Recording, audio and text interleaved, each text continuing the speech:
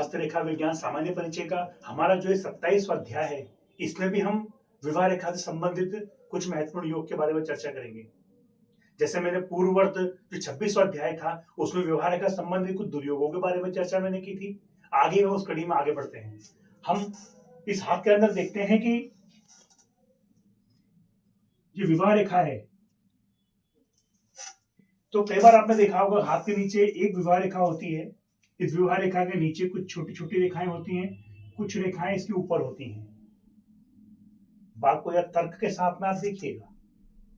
अब जिसके हाथ में एक विवाह रेखा स्पष्ट हो और बाकी उसके आसपास छोटी छोटी रेखाएं हों, तो एक बात बिल्कुल फैक्ट है कि विवाह तो एक ही होगा, विवाह तो एक ही होगा, परंतु विवाह रेखा के नीचे कुछ रेखाएं छोटी छोटी हैं, कुछ रेखाएं ऊपर हैं। तो ऐसे व्यक्ति का अपने विवाह के पूर्व या विवाह के पश्चात अन्य महिलाओं से संबंध ऐसे व्यक्ति का निश्चय ही होता है। अब यदि इन रेखाओं में से आकर के कोई रेखा इस जो मेन विवाह रेखा को ना काटे, या फिर ये रेखाएं साथ साथ चल रही हों, तो ऐसे व्यक्ति का जो प्रेम संबंध है वो सदैव गुप्त बना रहता है। दूसरे शब्दों में आपसे मैं कहूं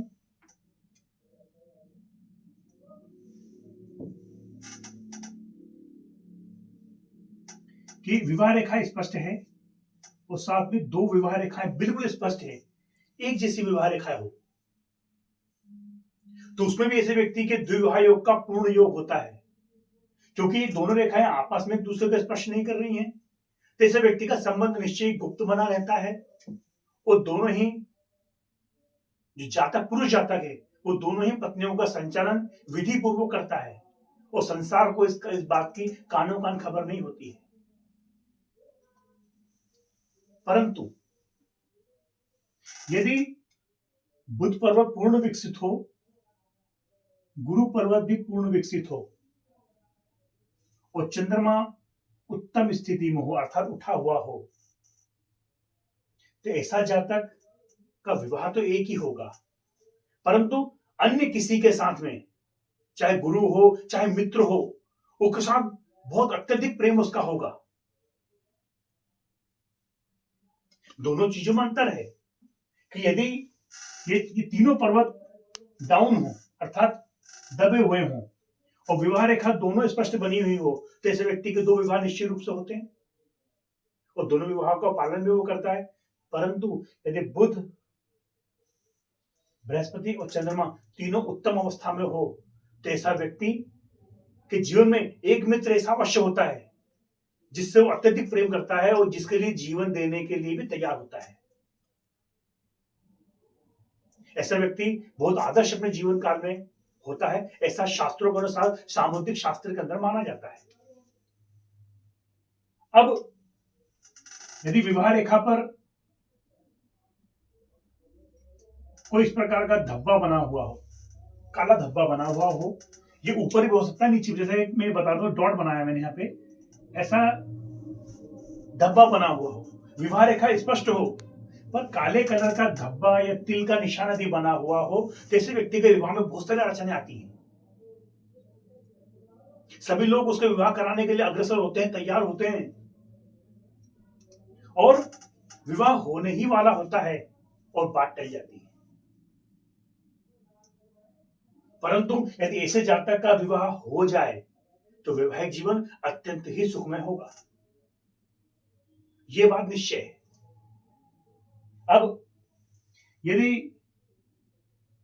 विवाह रेखा आगे बढ़ के सूर्य पर्वत तक आए तो हमने कहा कि उच्च कुल में संबंध होगा, परंतु यदि इसी के साथ मिलकर के ये इसे क्रॉस करती हुई हृदय रेखा से यहां मिल जाए, तो ऐसे व्यक्ति का जो विवाह होगा होकर के किन्हीं कारणों से अलगाव होकर के उसका वैवाहिक जीवन विच्छेद होता है। और जिसके हाथ में इस प्रकार विवाह रेखा सूर्य रेखा को काटते हुए हृदय रेखा को स्पर्श कर ले, तो व्यक्ति वैचारिक रूप से और मानसिक रूप से वैवाहिक संबंध से ऊब जाता है। उसके मन के अंदर कोई ऐसी भावना उसके मन के अंदर विचार नहीं करती है। ऐसे व्यक्ति जो होते हैं प्राय एकाकी जीवन अपने जीवन काल में जीना पसंद करते हैं और चिड़चिड़े हो जाते हैं। अब दूसरे शब्दों में कहूं कि जिसके हाथ में इस प्रकार से विवाह रेखा सूर्य रेखा को काट करके हृदय रेखा को स्पर्श करे, जैसे व्यक्ति सच्चे प्रेम के लिए जीवन पर्यंत तरसते ही रहते हैं। कई लोगों से उनको प्रेम हो जाता है, लेकिन वो प्रेम 1 मास, 2 मास, 6 महीने, 1 वर्ष, 2 वर्ष का रह करके फिर उससे व्यक्ति उब जाता है और संन्यास की ओर ऐसा व्यक्ति अग्रसर होता है। पर संन्यास में उसे ख्याति प्राप्त होगी या नहीं होगी, वो सब कुछ उसके बुध और बृहस्पति पर्वत पर निर्भर करता है।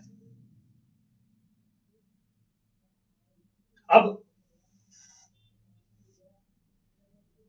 जैसे हमारे हाथ में सूर्य रेखा होती है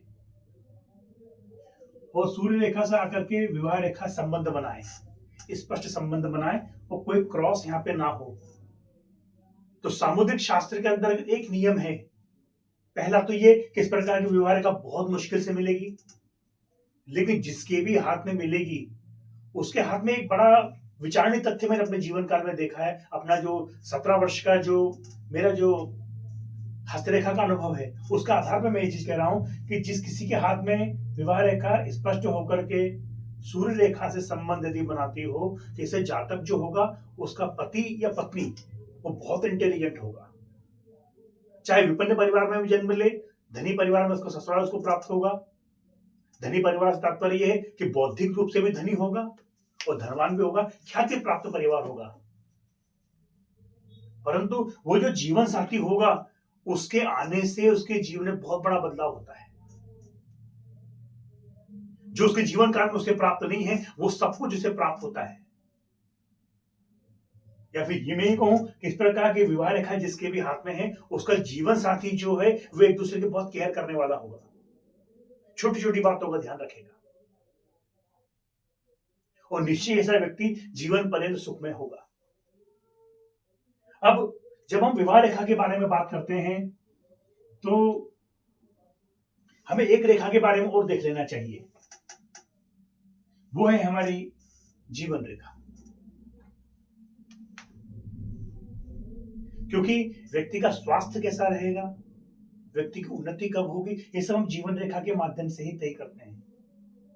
यदि व्यक्ति की विवाह रेखा उत्तम अवस्था में हो और विवाह रेखा बिल्कुल स्पष्ट हो, जैसे विवाह रेखा बिल्कुल स्पष्ट हो और साथ में जीवन रेखा है वो शुक्र पर्वत को घेरती हुई मणिबद्ध तक आ रही हो, शुक्र पर्वत उच्च अवस्था में हो अर्थात उभार लिए हुए हो, कैसा व्यक्ति जो होता है वो रोमांटिक नेचर का व्यक्ति होता है, हंसमुख खुशमिजाज नेचर का व्यक्ति होता है और जीवन में जो है स्फूर्ति उसकी बनी रहती है, सुस्त नहीं होता है। ऐसा व्यक्ति किसी भी कार्य करने के लिए उद्यत हो जाता है। कई बार मैंने ऐसे कई लोगों के हाथ में देखे जिनके पास कुछ नहीं है लेकिन एनर्जी से भरपूर हो रहते हैं, और जिसके जीवन में एनर्जी है आप ये मान के चलिए कि कठिन से कठिन कार्य वो व्यक्ति कर जाता है। इसलिए शुक्र पर्वत जो है उसका बहुत बड़ा रोल हमारे जीवन काल में होता है, क्योंकि शुक्र पर्वत के द्वारा ही हम जान पाते हैं कि व्यक्ति का संपदा उपभोग करने की क्षमता उसके पास कितनी है, वैचारिक अनुभव उसके पास कितना है। यदि शुक्र पर्वत, जीवन रेखा और विवाह रेखा उत्तम है तो मान करके चलिए कि ऐसे व्यक्ति के जीवन में धन ना भी हो तब भी उसके लिए सारे जो संसाधन है वो सुलभ रूप से उत्पन्न रहते हैं। अब हमने विवाह रेखा संबंधित कुछ महत्वपूर्ण योगों के बारे में इस 27वें अध्याय के अंदर चर्चा की है। मैंने इसके पहले वाले अध्याय में आपसे कुछ दुर्योगों के बारे में बात की थी कि इस प्रकार का क्रॉस हो तो विवाह नहीं होता है, लेकिन हमारा जो सामुद्रिक शास्त्र है, हमारा जो वैदिक सनातन परंपरा है, उसमें किसी भी चीज को किसी भी सिद्धांत को बदलने के लिए अन्य सिद्धांत होते हैं कि ईश्वर ने हमारे लिए जो लिखा है वही परिलक्षित होगा, लेकिन हम प्रयास भी ना करें, हम उसका कोई उपाय ना करें, तो ये मनुष्य की गलती होती है। कि जैसे किसी व्यक्ति की ऊंचाई है, लंबाई है, ये ईश्वर ने उसे प्रदान की, अब उसका उपयोग करना है, दुरुपयोग करना है, ये मनुष्य के हाथ में होता है।